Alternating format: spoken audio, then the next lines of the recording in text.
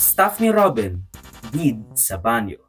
Kailangan po nating paluguin ang ating ekonomiya at sa puntong ito, malaki po ang maiaambag ng industriya ng medical cannabis na tuloy-tuloy po ang pag-usbong sa iba't ibang dako ng mundo. Si Mark, tahimik lang sa flood control.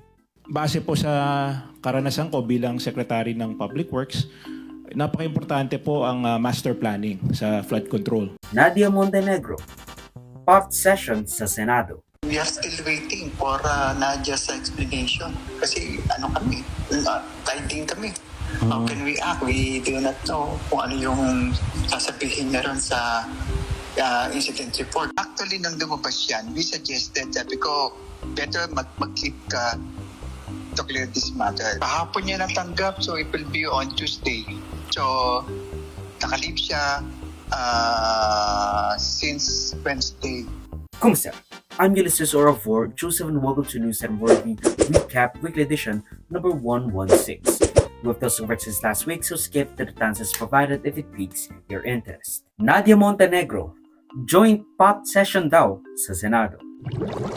Bagaman mabigat sa pakiramdam o sa loob ni Nadia Montenegro, kinailangan niya lang daw na mag-resign. Ang kadahilanan kasi dito ay nagkakaroon na ng epekto itong sinasabing issue na natatali siya na bagaman dinedeny niya at hindi raw ito totoo, nadadawit na yung kanyang mental health, pati yung kapakanan ng kanyang mga anak. Ayan ang sabi ng dating pinapasahod na salary grade 24 o almost 100,000 pesos kada buwan bilang Political Affairs Officer 6 ni Senator Robin Padilla na himself ay pinapasahod ng taong bayan ng 278,000 to 320,000 pesos. So ano nga ba ang istorya? Disclaimer, no investigation happened. Take everything with a grain of salt.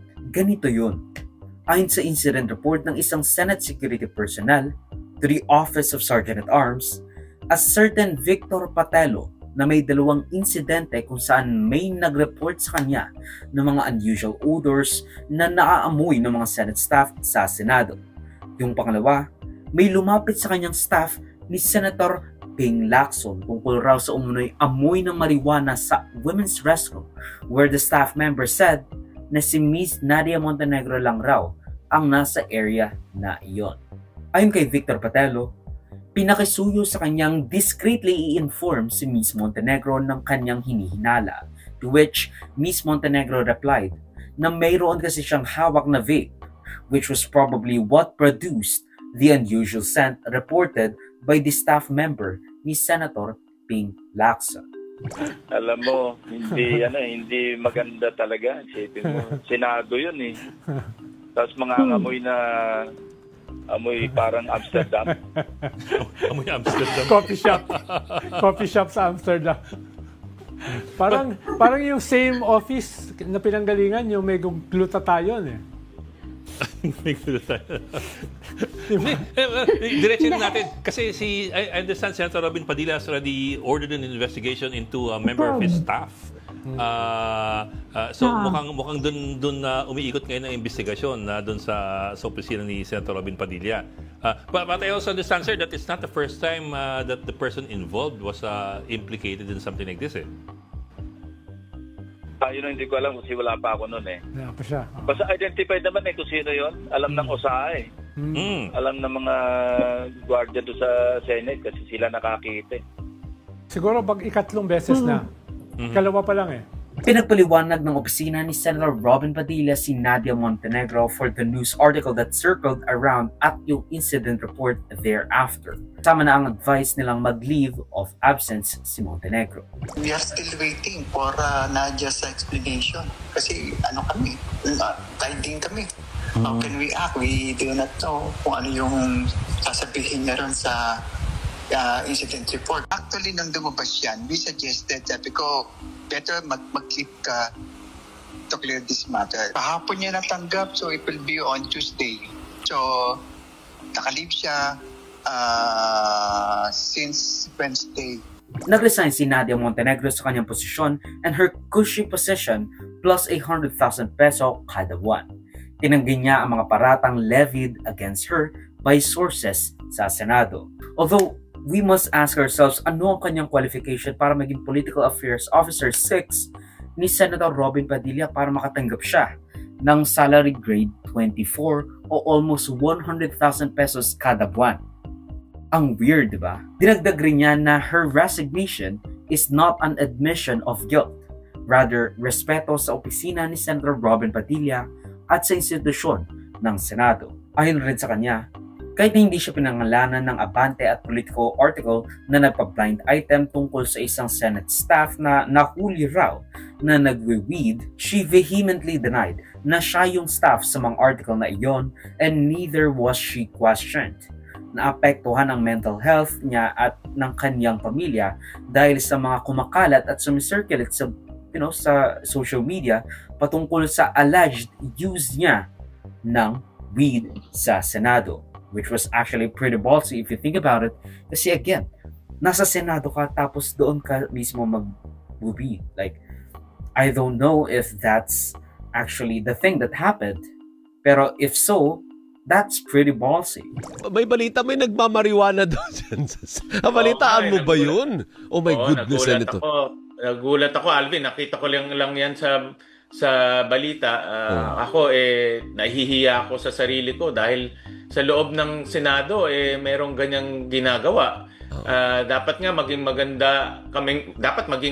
magandang ehemplo kami sa mga kabataan. At alam naman natin na ang PDEA, ang PNP, napakahigpit. Kami dito sa Valenzuela, dami naming nahuling mga senior high school na nagmamariwana at hinuhuli sila. Pero sa loob pala ng Senado, may gumagawa niya. Nakakahiya para sa Senado na nangyari yan. At mabilis naman umaksyon ng ating Senate President para imbestigahan. At inaantay ko na lang yung official report para marinig kung sino ba ang gumawa nito at ano ang gagawin ng Senado. Pero, sa totoo lang, it should be noted na whether she did or she did not is none of our business. Like, wala dapat tayong paki sa ganito. Although, in the first place, kasi dapat talagang gawing legal ang possession at use ng marijuana for those over the age of 25. At least kapag na-legal natin yung medical dispensaries na nagbibigay at nag-prescribe ng medical cannabis, nalalaman natin or at the very least, nare-regulate natin yung pagpasok at paggamit ng mga tao ng marijuana and medical cannabis for that matter. At least kapag 25 na ang tao, na-develop ng kanilang utak and there will be less risk of complications at pag-alter ng brain chemistry because the brain will be fully developed by age 25 or older basta recreational at hindi lagian ang paggamit ng droga or not really droga because marijuana is not a gateway drug. It is also important to know na si Senator Robin Padilla ay isa ring advocate ng legalization ng medical grade marijuana sa ating bansa. So it is not far off to assume na he is more laid back sa ganitong rules ng kanyang opisina basta wag lang magpapahuli. Although, I don't really see Nadia Montenegro smoking joint session sa Senado. Kailangan po nating paluguin ang ating ekonomiya at sa puntong ito, malaki po ang maiaambag ng industriya ng medical cannabis na tuloy-tuloy po ang pag-usbong sa iba't ibang dako ng mundo.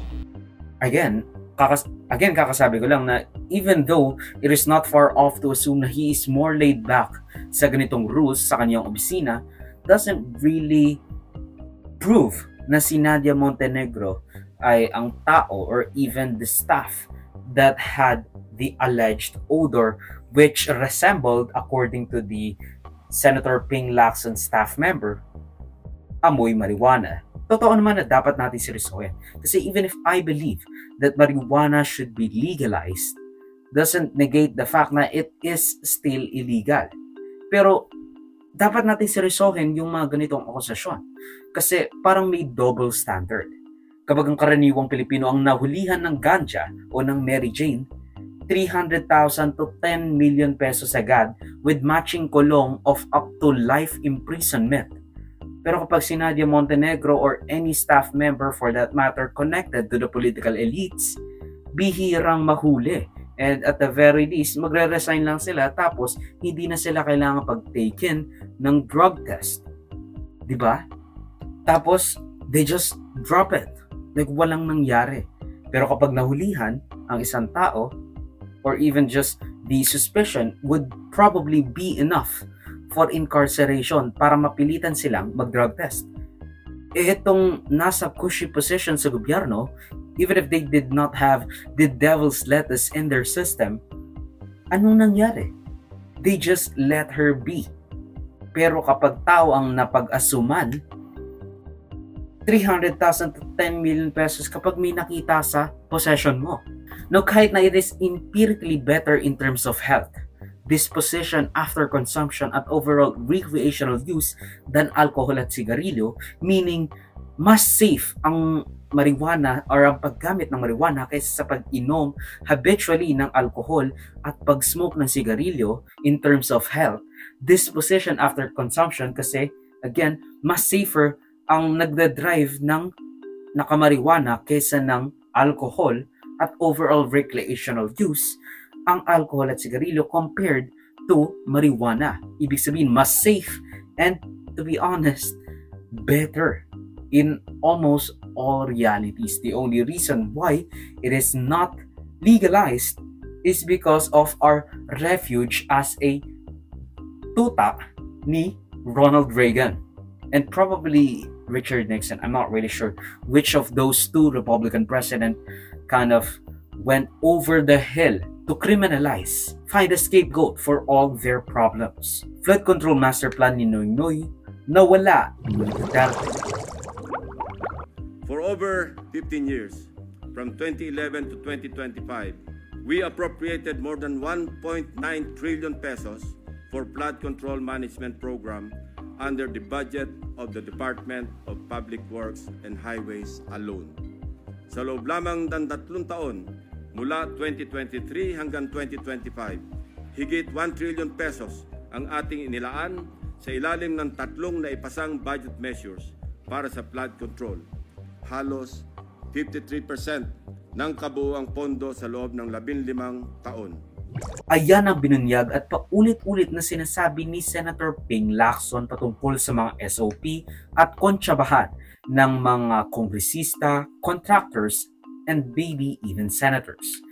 With almost 2 trillion pesos na nagastos para sa mga flood control projects for 15 years. With almost 2 trillion pesos na nagastos para sa mga flood control projects for 15 years, with him estimating na nasa 1 trillion pesos ang nagastos sa korupsyon sa flood control projects na ito. Ayon sa kanya, at least 8% of the project ay diretso sa mga tax at insurance including pag-test ng mga materyales.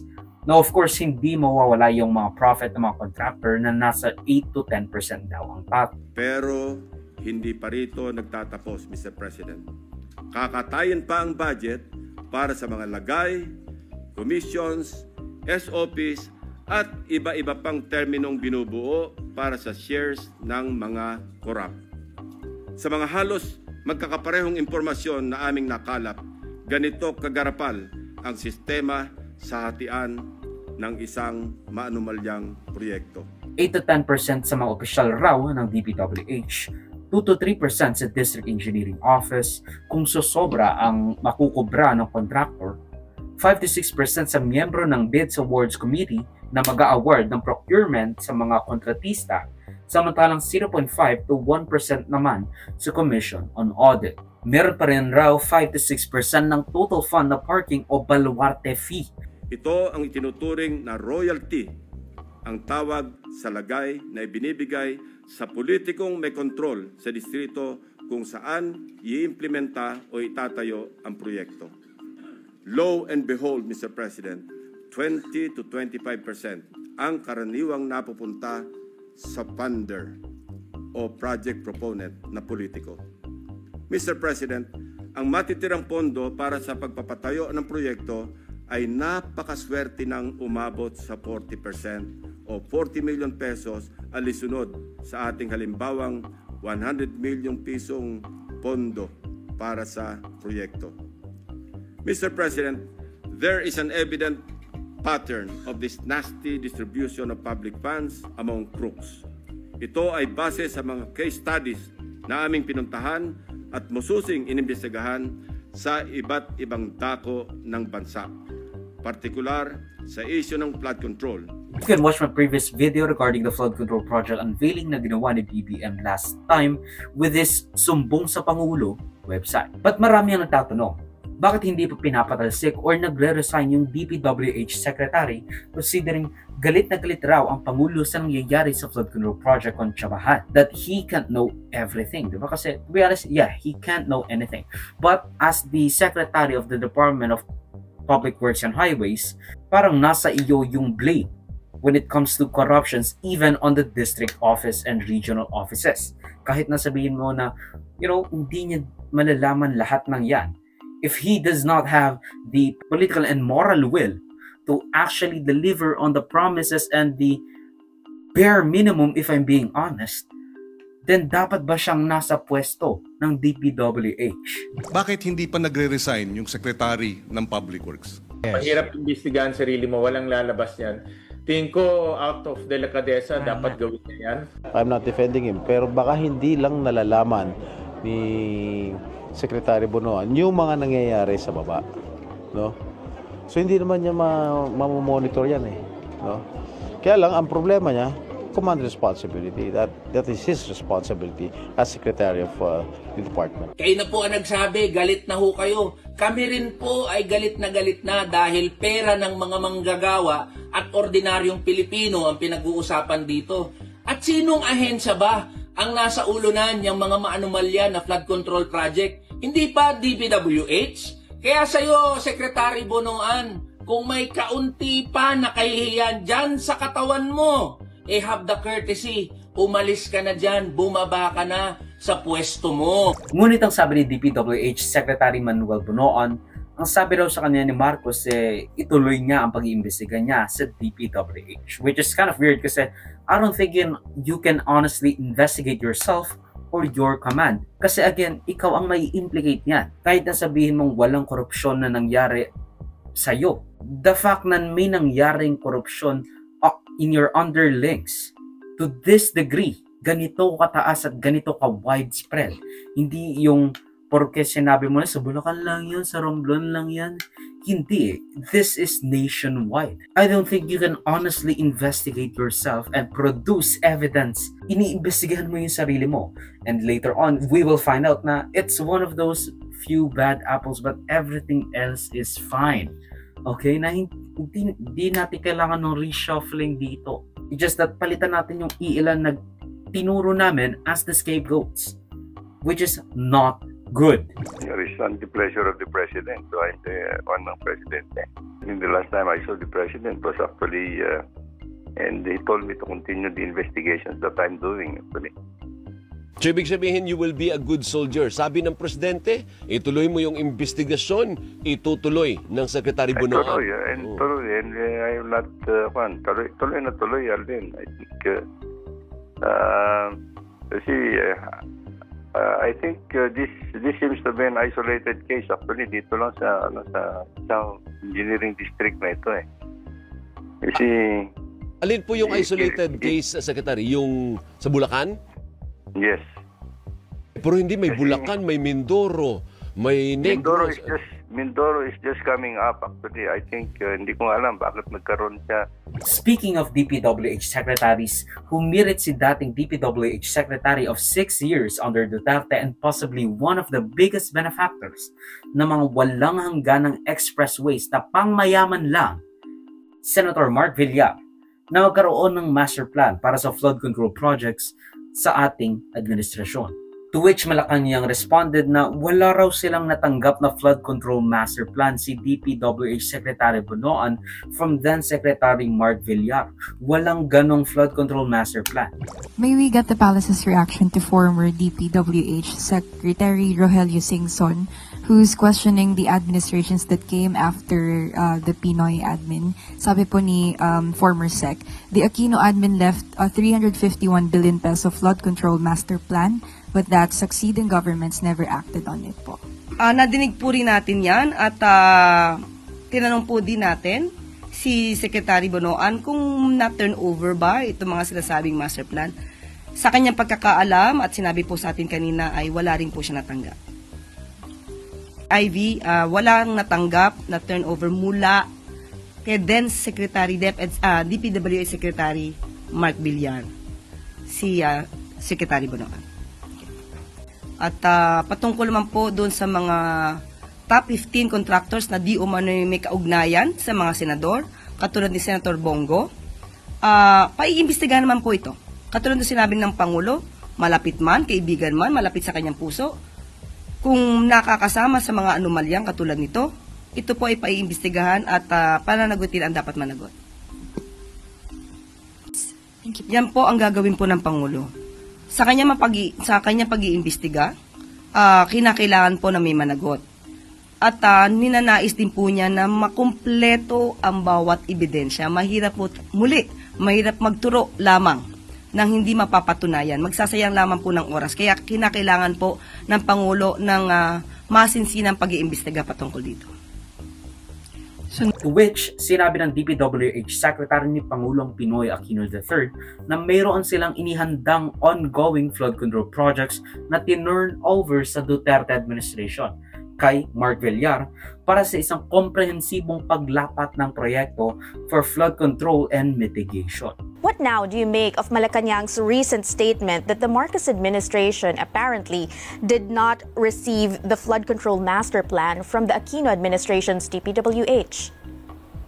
I'm sorry to say, hindi naman namin pinitpit yun. It's all in DPWH. Okay. So basically... In fact, NEDA is now referring to flood control master plan for river basins in their integrated water resources program. Yan ang problema. Meron naman palang comprehensive master plan para sa baha. Ang sabi ni Mark, fragmented raw and developed independently by either public or private contractors. Ano nangyari dun sa master plan ni Aquino III? Bakit hindi mo yun na-implement nung termino mo? Kasi paggawa ka ng paggawa ng expressways na ang makakagamit lang ay yung mga mayayaman, samantalang the rest of the poor sa baba pa rin, sa ilalim pa rin ng expressways mo. Ngayon, 2 trillion for the past 15 years na ang nagastos, with 500 billion spent the past 3 years lamang.